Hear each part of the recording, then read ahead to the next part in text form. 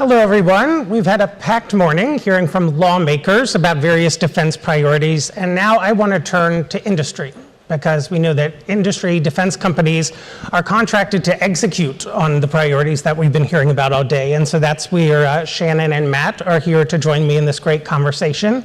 And that's where I want to pick up. We've heard a lot about defense priorities, missile defense systems and outer space.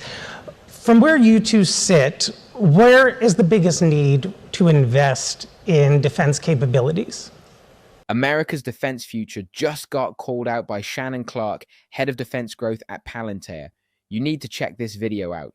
Thanks for having me, and it's great to to sit here with Matt. I think from an industry perspective, we see a lot of new technology every year. We want to see what we can put in the field, but I think the most important thing from where I see is AI-enabled technology and AI-enabled software in particular. We are in a community right now, and I think in this administration, we've seen the need to have a more efficient, more government run, and you can't do that with humans alone. You really need to embrace technology, and like I said, AI specifically enabled technology. There's just too much data that's at scale right now. There's too many systems out there, and relying on humans alone to do that is just impossible. We've seen great investments in this. I think in particular, like the DoD's Pathfinder initiative, Project Maven is an awesome example of where the department is investing in AI-enabled technology to help the warfighter with everything from readiness to logistics, to operations, to intelligence, to targeting. And I think we need to continue to make those investments over the next several years. AI isn't just another tool. It's the arms race accelerator. The better you get at it, the faster you leave everyone else behind. China didn't just build a military, they built an anti-America military. We either adapt or we lose the edge we spent decades building. We saw this in Ukraine, a $500 drone taking out a $3 million tank. That's not a glitch in the system. It is the system now. Matt's not just talking tech, he's talking deterrence. Because the goal isn't to fight, it's to be so advanced they don't dare to try. First is to echo Shannon's comment. We have to invest in AI. That is a power, a benefit that compounds onto itself. So the better you get at AI, the more advantage you get in AI, you get more advantages. And that is, according to many experts, this is the most profound and transformational technology that we've seen in defense space or otherwise, potentially in human history, at least in generations. So we have to make sure we win there.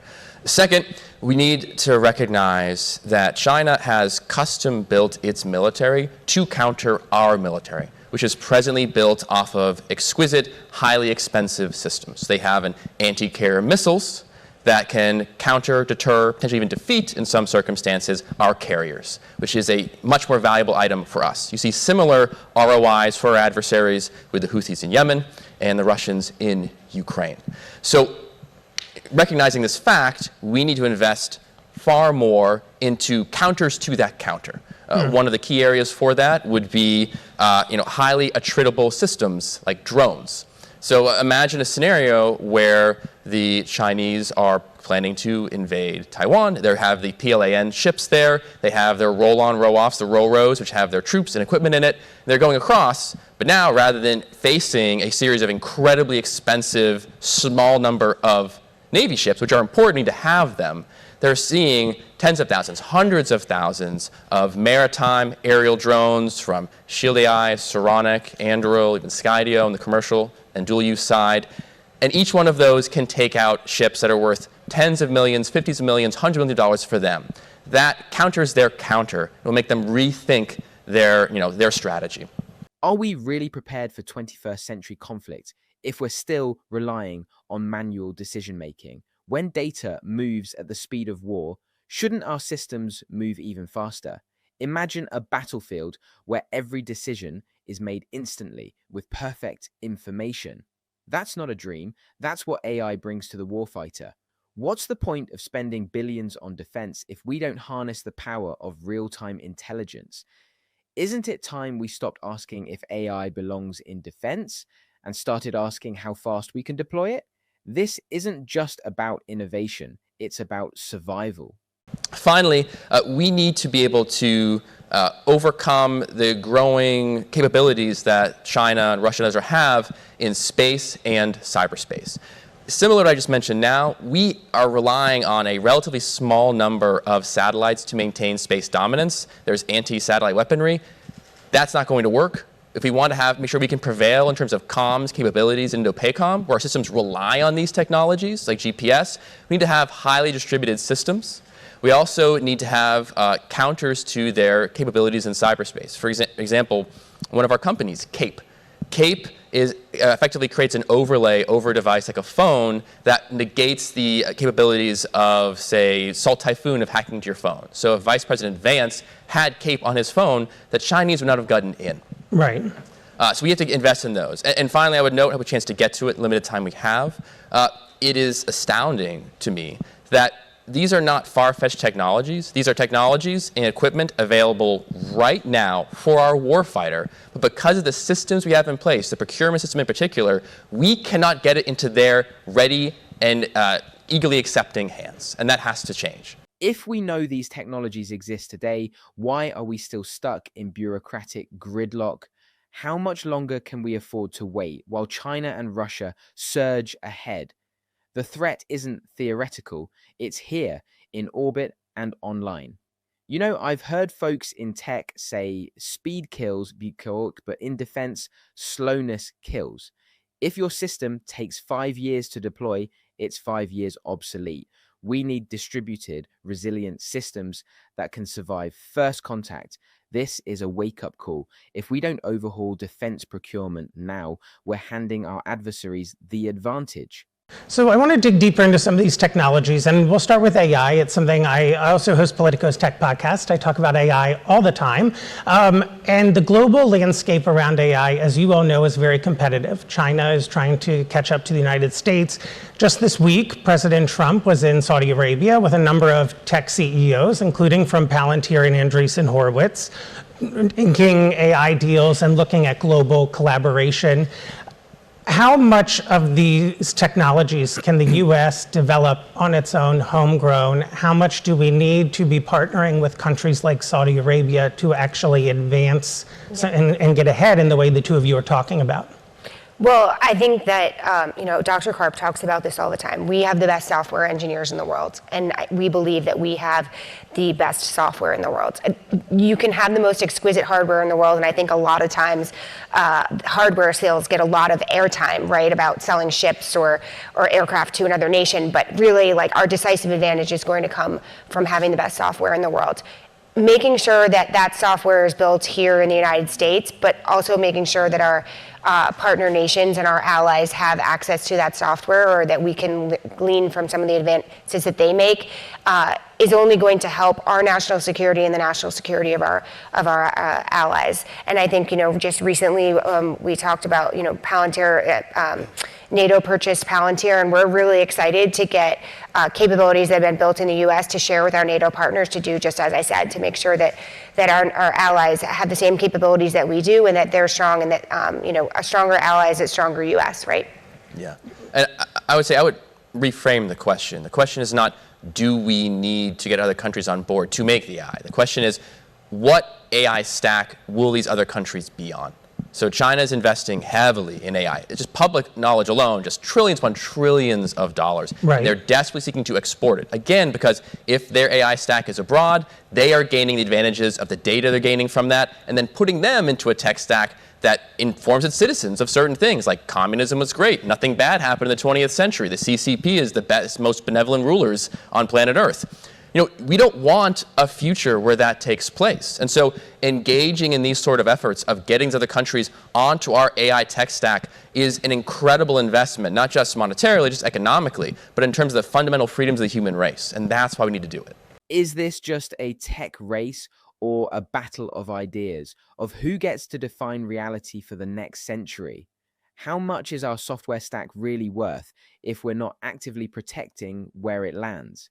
This isn't just software, it's infrastructure for truth. What stack a country runs on determines what story it tells its people. Think of AI stacks like operating systems. If China's stack becomes the default in emerging nations, it's like giving them root access to global infrastructure. It's moments like this where you realize we're not just building tech, we're choosing which future we want to live in and who gets to shape it. Matt, I'm going to keep with you here for a second because, as we know, a lot of Pentagon money flows to the big five defense primes, right? And you both represent a company or work with companies that are trying to get a bigger piece of that pie. And there are folks right now in the White House and the Pentagon talking about the need for defense startups to have more opportunity to sell to the military. That's how we will stay competitive. What's the biggest barrier that needs to be removed for startups, for incoming kind of defense contractors to have a shot?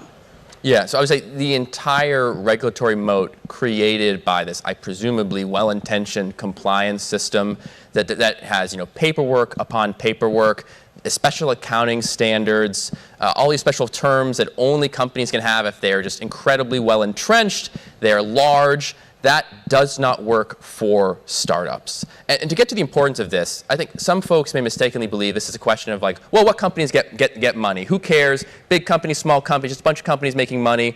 It's not true. I will refer you to, I'm paraphrasing a quote from one of China's top strategists who's number 2 of their NSC equivalent. He literally lectured the entire nation on the 36 strategies of war. And they asked him in 2020 in a lecture, how will the United States defeat China? Not really hypothetical. They asked this guy, when we fight them, how do we win? And he said, oh, well, they have superior, they're fantastic soldiers, fantastic strategists, incredible technology, but they have removed their capability of procuring defense. They can't manufacture, they can't bring in their economy. And then the quote at the end of it is like, at the end of the day, they'll run out of bullets, and what will they shoot at us? And that is the crux of their strategy. So there's 2 ways to fix that. One of them is a generational shift, expanding the manufacturing base. That's going to take a long time. The other, happen immediately, is, as you mentioned, to expand the DIB. Allow access to these startups that have innovative technologies. Companies like Palantir, incredibly innovative technologies and capabilities. And to do that, you have to switch to commercial first. You have to have a system based on portfolios rather than program managers. You have to look differently at past performance requirements. Who cares if a company made a biplane 70 years ago if they're working on an AI platform? That is irrelevant. And yet those are sorts of things that contractors look at. Those are reforms that we need to make. If the battlefield is digital, shouldn't procurement move at the speed of code? Why are we still asking AI startups for the same compliance as Cold War weapons manufacturers? The future of national security won't come from the Big Five. It'll come from bold ideas locked out by outdated rules. It's like we're asking Formula One teams to prove they've made wagons before they can qualify.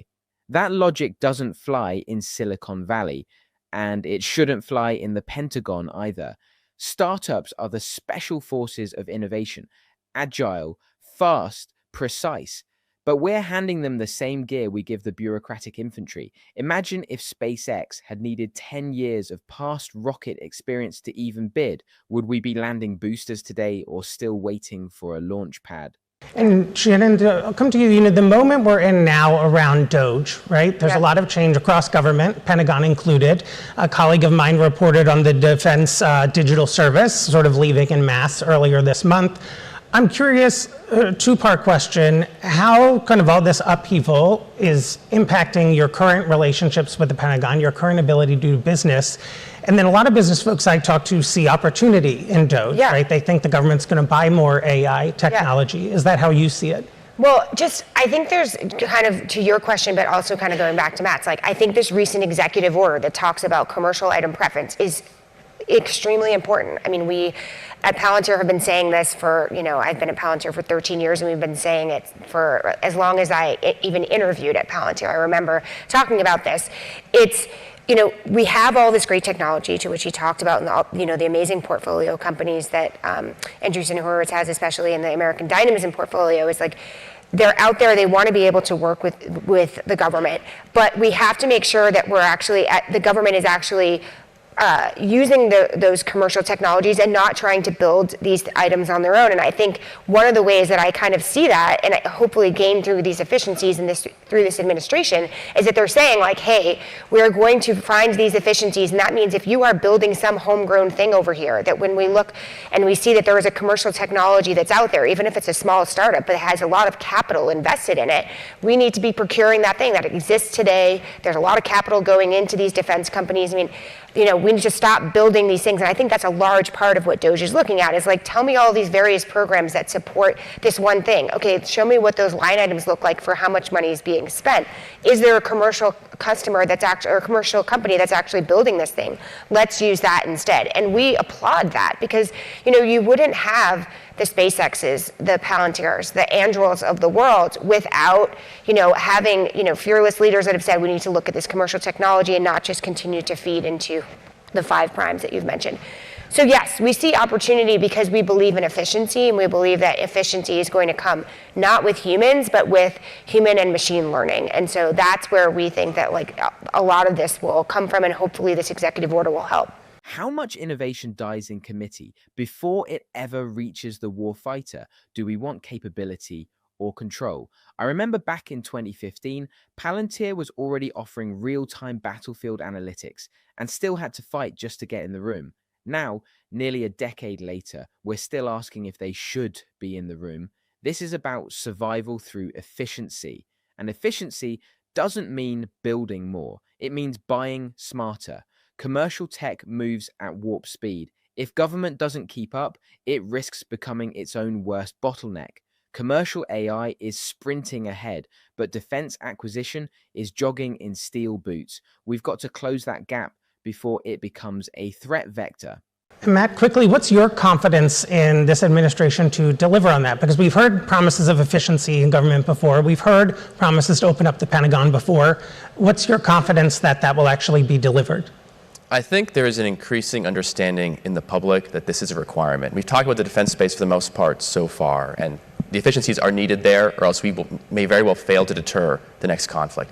But there's also, you can see the need in the citizenry, and that's the public demand that drives democracy in other spaces. We were just talking about increasing efficiencies in the federal government. I mean, American Dividend Practice is reinvesting in companies that serve the national interest. We focus on defense. There's other ones. There's ones that allow you to have ready access to book appointments in public parks and public spaces. We have ones to be able to serve subpoenas quickly and easily. That, as a former federal prosecutor, it's a game changer. And there's so many areas where you can make these tweaks, save hundreds of millions, billions of dollars, and improve the quality of life of everyday Americans, but also those who serve an important mission in the federal government.